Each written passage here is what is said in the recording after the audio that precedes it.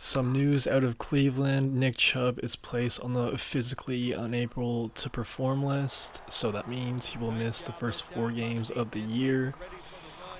It's big if you're in a fantasy football. He will definitely be falling out of the top 3 rounds, I presume.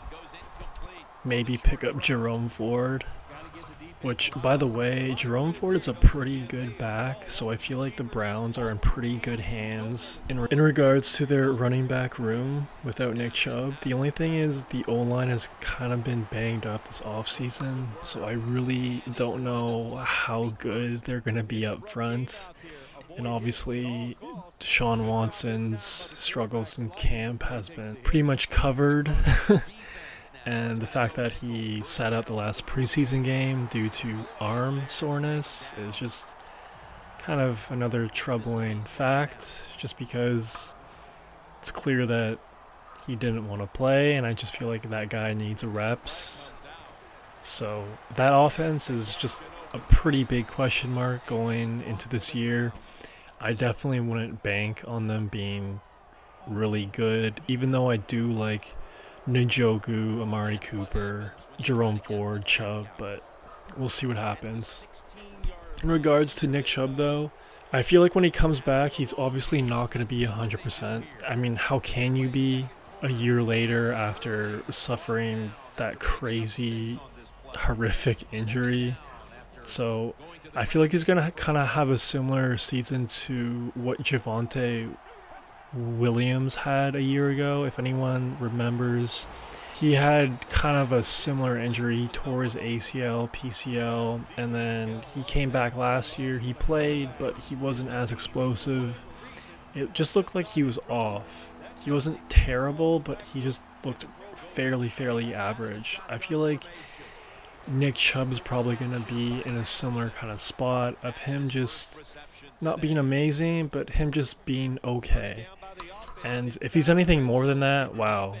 I mean, we gotta study Nick Chubb in a lab or something, because that'd be pretty crazy if he looked pretty good. And if he looks like his old self, I just think that would be really impressive. Again, it was a crazy injury, nasty one, so we'll have to see what happens there. Now, the cousin of Nick Chubb, Bradley Chubb, is also on the physically unable to perform list to start the year.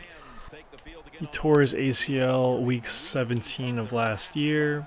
Prior to that, he had 11 sacks, a league best 6 forced fumbles, 11 tackles. So, Dolphins were getting pretty good production out of him before he went down. To be honest, I'm surprised he's even close to returning, considering how late he got injured last year. I know it's not a super skilled position, but still, he's a pass rusher. So, pretty impressive stuff. But Bradley Chubb is pretty injury prone. Throughout his career, he's had a ton of injuries so far, and he's missed a lot of games. So I hope he stays on the field, man, because I feel like the Dolphins will definitely need him this year if they want to improve on where they last left off a year ago. So hoping the best for both Chubbs. Now the Kansas City Chiefs have brought back Juju Smith-Schuster. Honestly, if Juju didn't go to KC after his time in Pittsburgh, he would probably be hitting up the UFL right now. His time with the Patriots was truly awful. His 1 year, he posted 250 yards, 260 yards, 1 touchdown on 29 receptions in 11 games. Absolutely nothing. But in 2022, he had a good year with the Chiefs. 78 catches, 933 yards, 3 touchdowns.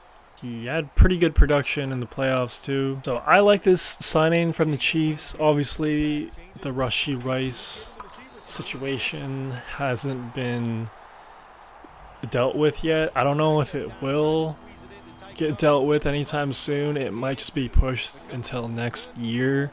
I wouldn't be surprised about that, but it's never a bad thing to add a guy that's already been in the system, a guy you trust, a guy that I'm assuming everybody likes in that locker room. I trust Andy Reid. I trust the Chiefs. I trust Mahomes. So if they're bringing him back, that definitely means something. And plus, it's never a bad thing too when you have a young receiver like Xavier Worthy.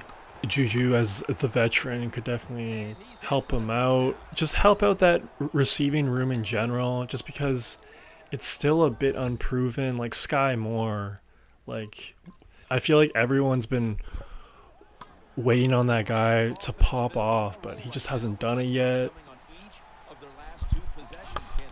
Plus, Hollywood Brown is injured right now, so that's another reason why they probably signed Juju. Regardless, I like the signing. Let me know what y'all think. Do you think it's a good signing? Do you think it's a waste of time? Are you a fan of Juju and his TikTok pregame shenanigans with Patrick Mahomes' brother? And let me know what y'all think about the Chubbs. Do you think they're going to come back ready? Do you think they're just going to have a mess season? Let me know. About 9 days from opening night, Chiefs, Ravens. Can't wait. Really excited about that. I'm going to be making some vids on best bets for Thursday Night Football, the Sunday slate, the Sunday night game, and the Monday night game. So if you're into sports betting, stay tuned for that. Definitely will be posting those on a weekly basis. And yeah, man, happy Monday to everyone. Go get after it. That's all I got for right now. Peace.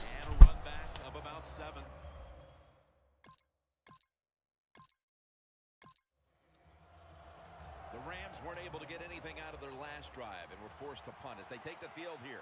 Do you think they are going to vary their approach, Phil? Well, I hope so. I think they will. They got a lot of information out there in that short drive, Jim, and you do that by showing different formations and plays. You saw how the defense reacted to it. Now you counter-react and see if you can get some positive plays.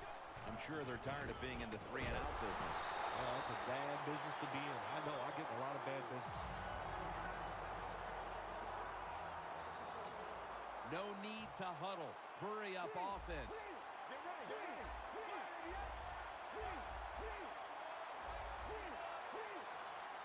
The Rams take it from the 33. The Rams get a first down.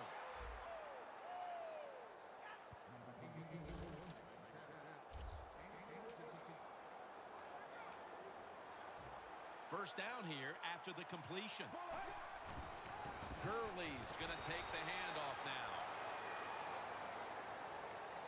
If you want to run the football with success, you're going to have plays like this where they pick up very little yardage. Don't listen to the fans. Keep running it, and it'll work. Second down and 9.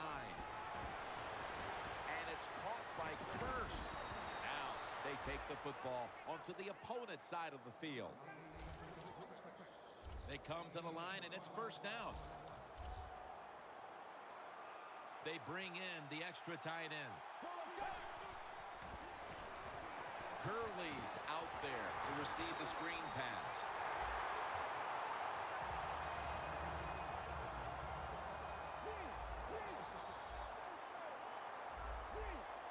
Quarterback likes what he sees out there outside. He's changing the play with the wide receiver.